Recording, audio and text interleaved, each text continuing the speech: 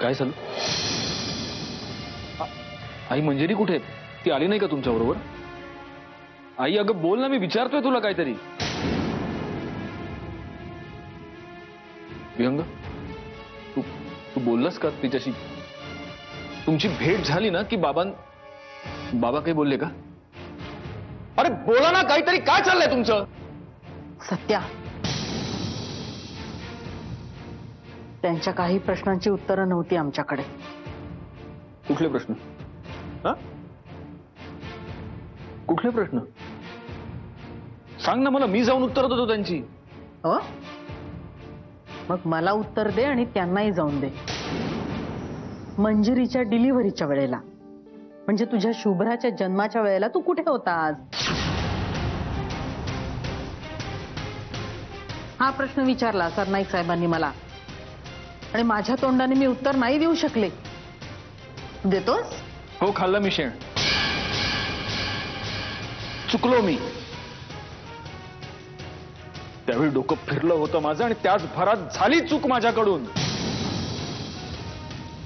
त्याची मला तेव्हाही लाज वाटली होती आणि आताही वाटते. अरे पण प्रायश्चित्त घेण्याची एक संधी तरी द्याल की नाही मला? जाऊ दे, तुमच्याशी का बोलतोय मी? त्यांच्याशीच जाऊन बोलतो ज्यांना हे प्रश्न पडलेत. थांब सत्यजित, तर तिकडे जाऊ नकोस. माझा एक आपण नंतर कधी? मुहूर्त शोधलायस का पंचांग पाहिलंस? विहंग, तू काल मला म्हणालास की मी जाऊन मंजिरीशी बोलतो. तू जाऊन बोललास, काही उपयोग झाला नाही. आता दुसरा काही पर्याय आहे? कसं आहे विहंग, पाप मी केलंय ना, आता मलाच ते निस्तरू दे.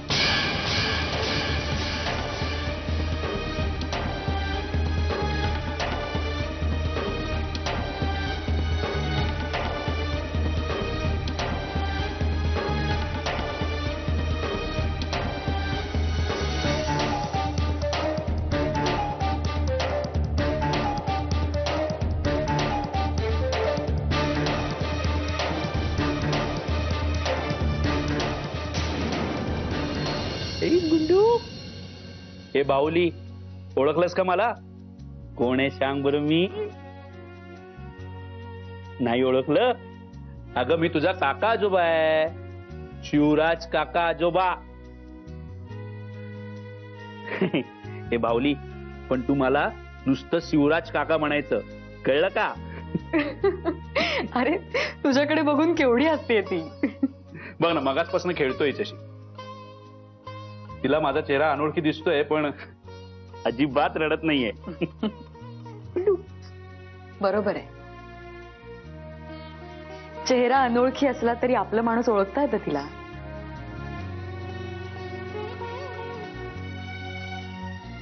मलाच फक्त माणसं ओळखता नाही आली.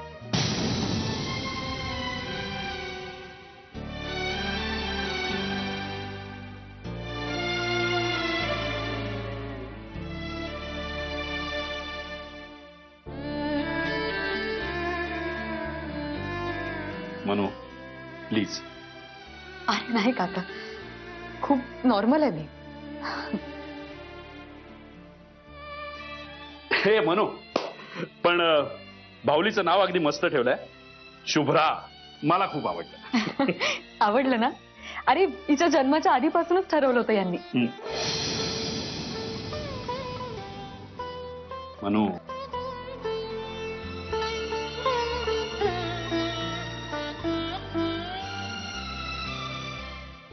जाऊ दे ना काका, आपण दुसऱ्या विषयावर बोलूया प्लीज.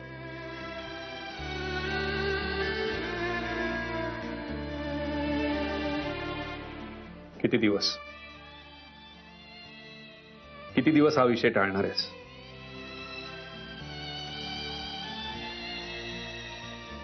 जोवर शक्य आहे तोवर. हे बघ मनू,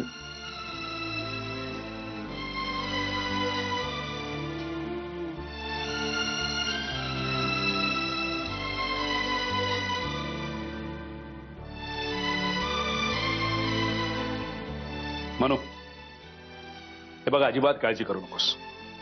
सगळं काय अगदी व्यवस्थित होणार आहे. मी आलोय ना, विश्वास ठेव. हो की नाही रे गुंडू? ओके ने आमची शुभ्रा.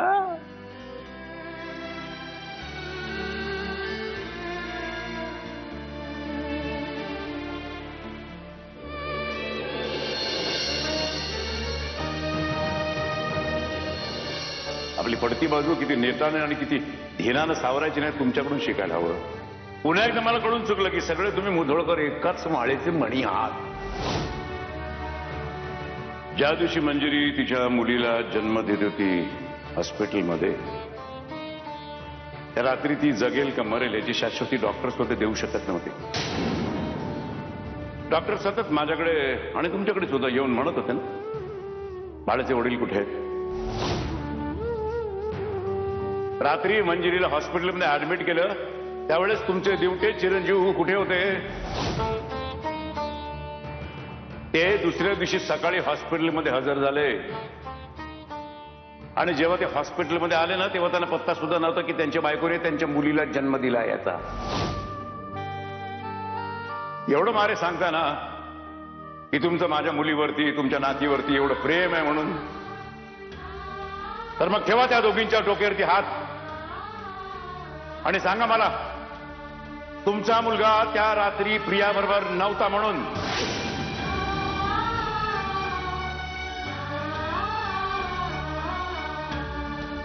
मावशी,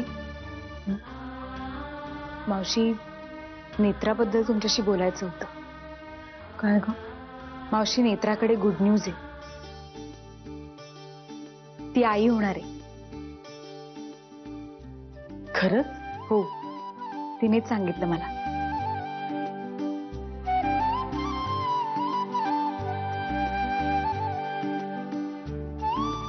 तो आहे ग, त्याचे खूप उपकार आहेत बघ माझ्यावर. जेव्हा केव्हा मन विचारांच्या गर्तेत सापडतं ना, तेव्हा तेव्हा असं काहीतरी घडवून तो आपलं अस्तित्व दाखवून देतो. मी मी भेटून येते तिला. हो, तिलाही बरं वाटेल. कारण सध्या घरात जी परिस्थिती आहे ते पाहून तीही डिस्टर्ब झाली. हो, पहिल्या नातवंडाच्या वेळेस सुद्धा घरामध्ये असंच काहीसं वातावरण होतं. आताही काही वेगळी परिस्थिती नाहीये. असू दे, माझा विश्वास आहे देवावर. तो कधीच वाईट घडू देणार नाही. माझ्या मुलांना नेहमी सुखातच ठेवेल, माझी खात्री आहे. मी भेटून आले तिला.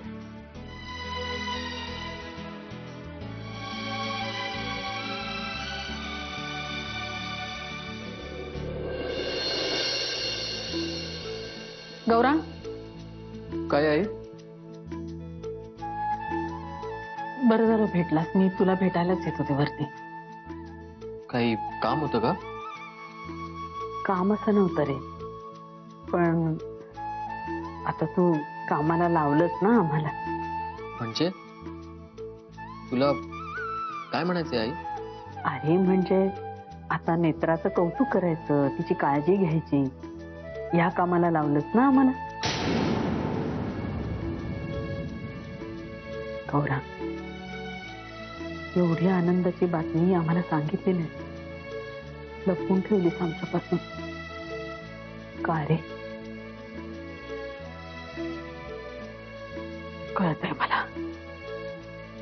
सध्या घरामध्ये जी परिस्थिती आहे त्या परिस्थितीत आनंद हा कोणाला आनंद वाटणारच नाही. बरोबर आहे. असा विचार करून बघ ना, आतापर्यंत सत्यजित आणि मंजिरीच्या संसारात कमी वादळं आली का? आणि शेवटी ती सगळी वादळं शमली ना रे. हेही शमेल. थोडा वेळ जाऊ द्यायला हवा. मला एवढंच माहिती की त्या दोघांचं एकमेकांवर अगदी जीवा पलीकडे प्रेम आहे बघ. आणि काय सांगावं, तुझ्या येणाऱ्या बाळाचा पायगुण असेल कदाचित. हे सगळं पुन्हा व्यवस्थित होईल. हं? गौरा, बाळाच्या आगमनाची चाहूल असते ना, खूप आनंद देणारी असते. यापेक्षा दुसरा आनंद नाही बघा.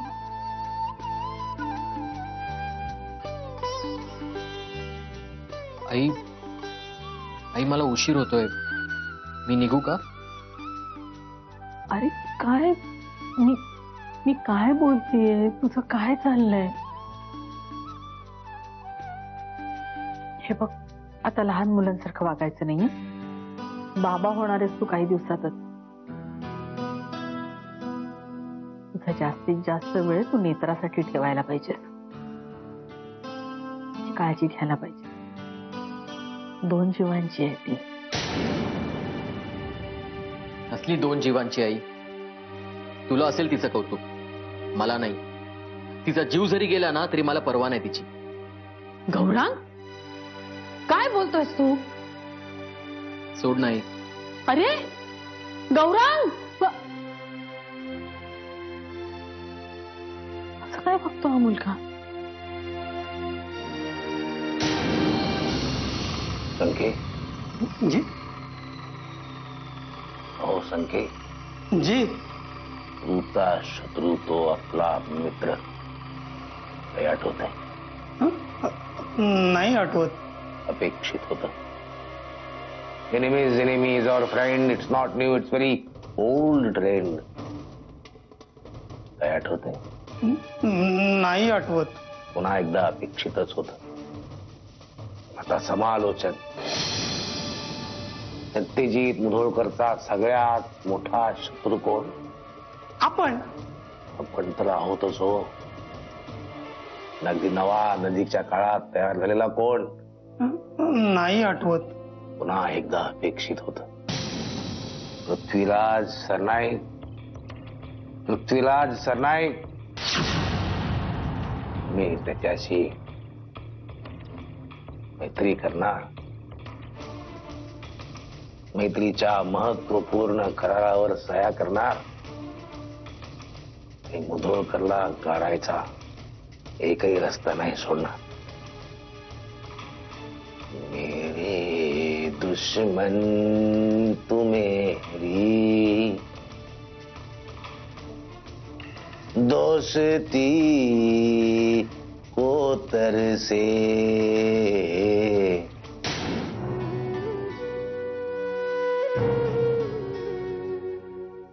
मागच्या वर्षातला एक एक क्षण जेव्हा आठवतो ना, म्हणजे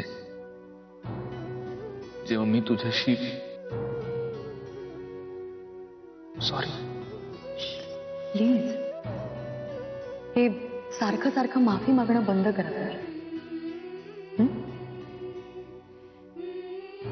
आता आपल्यात माफी हा शब्द कधीच येणार नाही.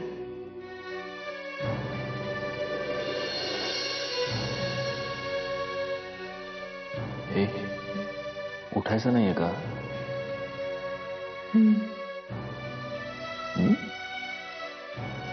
काल घडलेलं स्वप्न असेल तर आणखी थोडा वेळ बघू दे. ते स्वप्न नव्हतं, ते जगायचंय आता आपल्याला.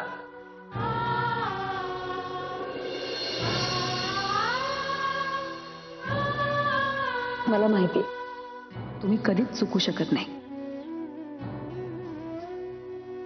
मी देव नाहीये मंजिरी, पण माझ्यासाठी आहात ना.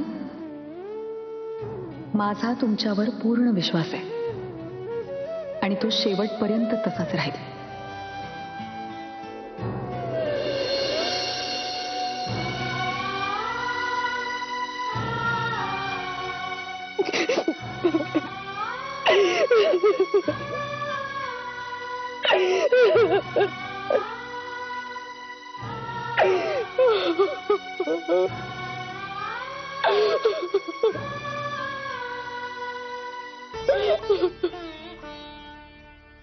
मनू मनू मनू ए बेटा, अशी अजून किती दिवस रडत बसणारच तू बेटा? हं? किती दिवस त्याची आठवण काढत राहणार आहेस? हं? ए, आजोबा असं ठरवून पुसून नाही टाकतात ना बाबा. हो नाही टाकत, मान्य मला नाही टाकतात, अजिबात टाकता येत नाही, पण आपण प्रयत्न तर करू शकतो ना. हं? आणि तुम्हाला प्रयत्न सुद्धा करताना दिसत नाहीये म्हणून तू मनानं स्ट्रॉंग आहेस. तुझ्या आयुष्यामध्ये कितीही मोठी संकट जरी आली ना तरी सुद्धा तू दबणारी नाहीयेस, घाबरणारी नाहीयेस. अगे काय पाहतो मी, काय पाहतोय? तू अशी मुळमुळ रडत बसते.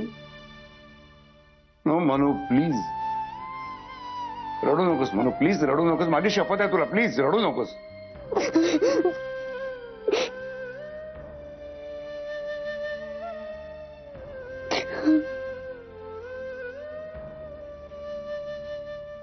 That's like a good girl.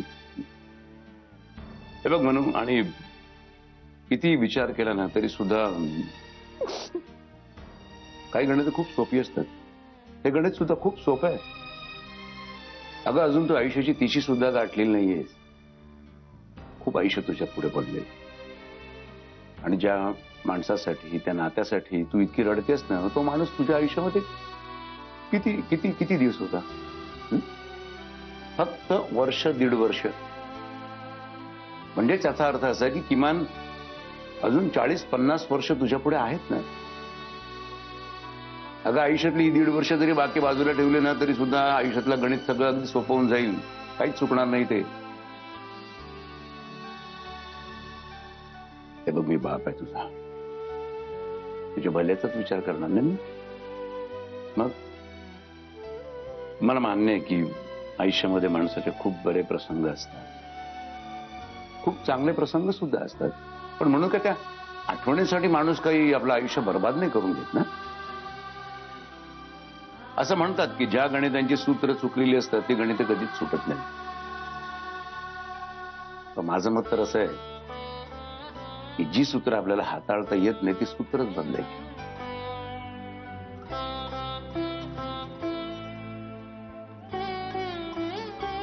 ही गणित समजावू नका बाबा तुम्ही मला. मला नाही समजणार ती.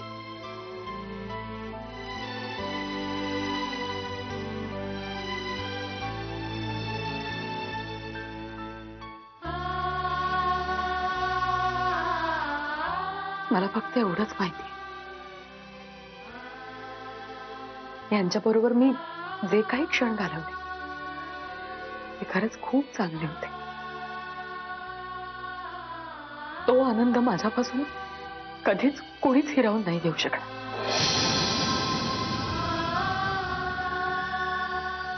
एखाद्या माणसासाठी मी जगातली सगळ्यात महत्वाची व्यक्ती होते. माझ्याशिवाय, माझ्या पलीकडे त्याच्या आयुष्यात दुसरं काहीच नव्हतं. ही भावना किती चुकीची होती हे तरी लक्षात येते ना तुझ्यात. त्याच माणसानं तुला फसवलंय ना.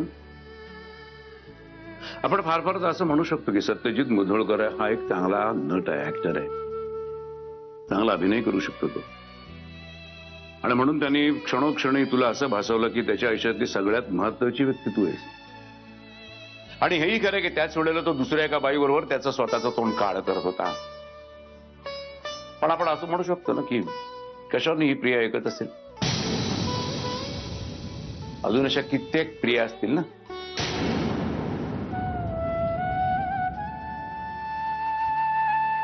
अशा माणसासाठी तू रडत बसणं चुकीचं आहे. म्हणजे जास्त विचार करत बसशील ना तर डोक्याचा भुंगा करून बसशील तू.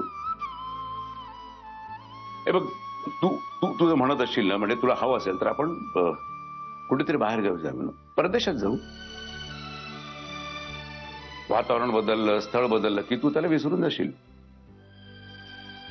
पटकन विसरून जाशील खरंच. आणि मग ज्या वेळेला तुला त्याच्याबरोबर घालवलेल्या क्षणांची आठवण येईल त्यावेळेला हे क्षण सुद्धा आठव की त्याने तुझ्या स्वाभिमानाचा, तुझ्या पातिव्रत्याचा चोराडा केलाय. म्हणजे तुझ्या लक्षात येईल की सत्यजित मुधोळकर बरोबर आयुष्य काढणं हे चांगलं की वाईट.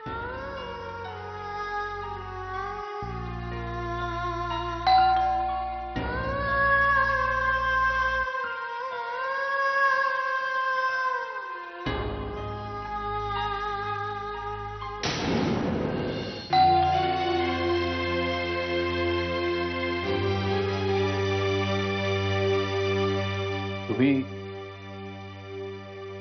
मला मंजिरीला भेटायचं आत्ता.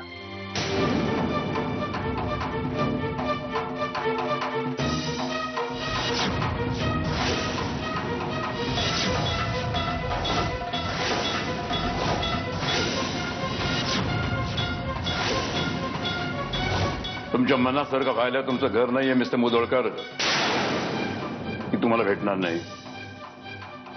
मी गेलात तरी चालेल. मंजिरीला भेटण्यापासून तुम्ही मला अडवू शकत नाही. कायदेशीररित्या मंजिरी माझी बायको आहे आणि शुभ्रा माझी मुलगी. त्यांना जेव्हा हवं तेव्हा मी भेटू शकतो. कायद्याची भाषा मला सुद्धा कळते, मला कळतो कायदा. आणि तुम्हाला फक्त जर कायद्याची भाषा जर कळत असेल ना, तर माझा वकील येऊन तुमच्याशी बोलेल. So get lost. आणि मला तुमच्यासारख्या माणसाला या घरामध्ये थारा सुद्धा द्यायचं नाही.